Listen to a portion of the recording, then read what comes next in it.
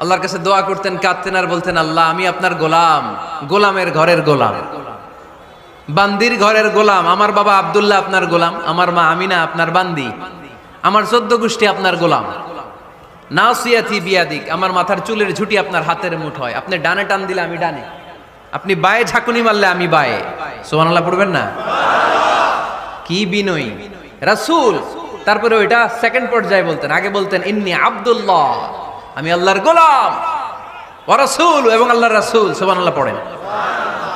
তাহলে কোরআন প্রথম যে পরিচয় আমার প্রিয় নবীর পরিচয়টা দিল, সেটা হচ্ছে আমার নবী ছিলেন রাসূলুল্লাহ। আওয়াজ করে বলেন, তিনি কি ছিলেন? মুহাম্মাদুন রাসূলুল্লাহ। এটা কোরআনের ভাষ্য, আমার সাথে সাথে পড়েন, মুহাম্মাদুন রাসূলুল্লাহ। মুহাম্মদ সাল্লাল্লাহু আলাইহি ওয়াসাল্লাম হচ্ছেন আল্লাহর রাসূল। তবে তার জীবনের দুইটা ডাইমেনশন। এক ডাইমেনশনে তিনি গোলাম, কার?